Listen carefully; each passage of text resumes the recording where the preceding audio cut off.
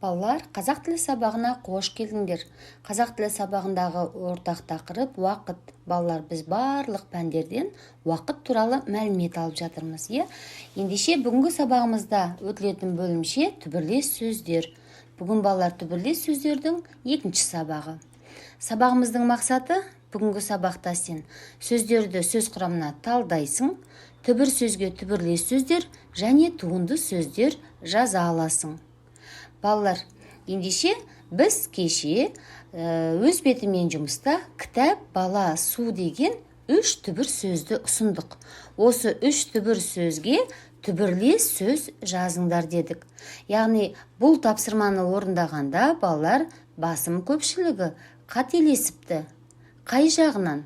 Ендеше осы қателігімізді мұқият тыңдайық. Яғни кітап деген сөзге жұрнақ жалғайық. Кітапхана, кітапханашы. Яғни кітап ол не? Кітап ол біз оқитын оқулық. Енді осы кітапқа қатысты жаңадан сөз туындады. Кітапхана. Яғни кітаптардың сақтайтын жері. Кітаптарды біз барып осы кітапханада оқимыз. Яғни екінші жаңадан туындаған сөз кітапханашы. Кім ол? Кітапханашы. Кітапханада жұмыс істейтін маманды кітапханашы деп айтамыз. Ендеше балалар, жұрнақ жалғаған кезде кітап сөзіне қатысты екі жаңадан сөз туындады. Ал енді жалғап көрейік. Кітаптар, яғни бір кітап болған, кітаптар көп кітап болды. Кітапты, нені? Кітапты. Яғни сөз бен сөзді байланыстыру кезінде, сөйлем құраған кезде пайдаланатын бізде кітапты деген сөз шықты. Енді балалар ойланып көрейікші. Бұл екі жұрнақ жалғаған кезде пайда болған сөздер, жалғаған кезде пайда болған сөздердің қайсысы түбірлес сөздер? Балалар, жұрнақ жалғаған кезде пайда болған сөздер бұл түбірлес сөздер бола алады екен. Ал жалғаған кездегі жаңадан туындаған кітаптар, кітапты деген сөздер түбірлес сөз бола алмайды екен.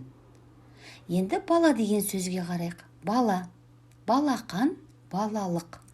Бұл екі сөзде жұрнақ жалғанып тұр. Яғни түбір сөз бала мүлде мағынасын өзгерткен жоқ. Яғни бала, балақан, балаға қатысты айтылған жаңадан сөз туындады. Балалық. Яғни балаға қатысты жаңадан балалық деген сөз туындады. Ал енді осы жерде балалар балапан деген сөзді құрадық кешегі сабақта. Балапан. Бала ол адам. Кім? Бала. Ал балапан ол құс, жануар. Ендеше балапан бала сөзіне түбірлес сөз бола алмайды екен балалар. Осы жағында мұқият болыңдар.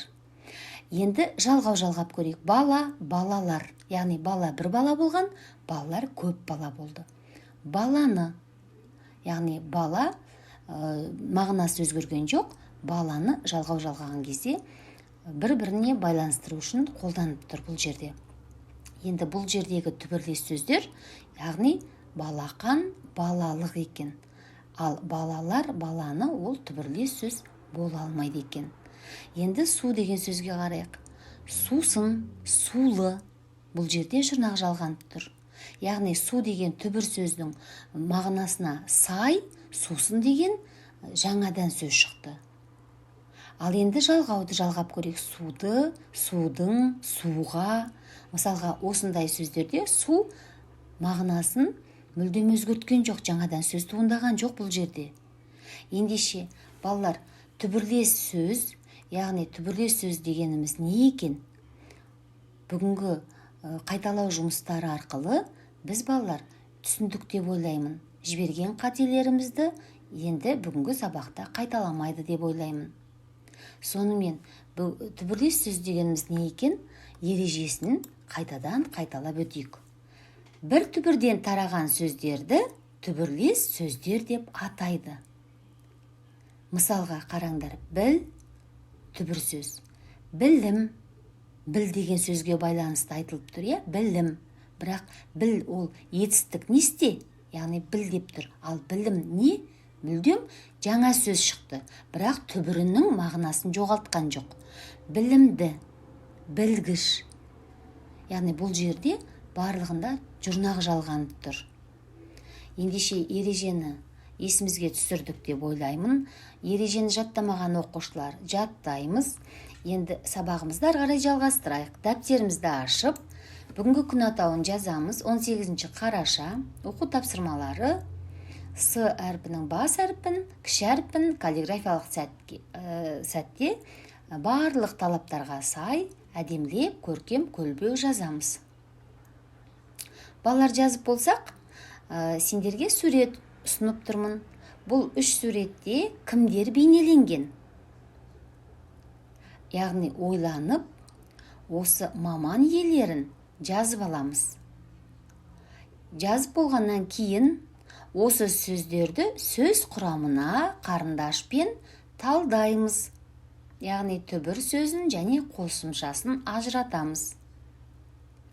Ажыратып болғаннан кейін осы сөздерге түбірлес сөздер жазып көреміз. Балалар, айтылған қателіктерді жібермеуге тырысыңдар. Жақсы, балалар, осы тапсырманы орындаған кезде мына дескрипторларды ескеруіміз қажет.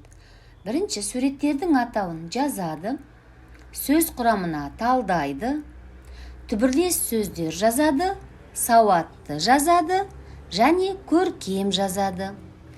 Балалар, бұл тапсырманы орындаған кезде бұл дескрипторларды міндетті түрде ескеруіміз қажет. Жақсы балалар, енді екінші оқу тапсырмасы, ол оқулығымыздың 85 бетінде, 27 жаттығу. Бұл жерде сөздер берілген, яғни 3 сөз беріліп тұр. Осы берілген сөздерден сөздер жасап жазуымыз қажет. Яғни туынды сөздер жазуымыз керек бұл жерде.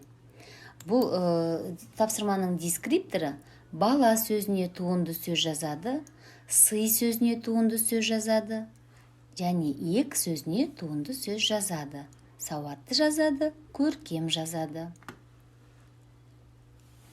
Балалар, тапсырманы орындап жеке чатқа қоя беруді ұмытпаңдар.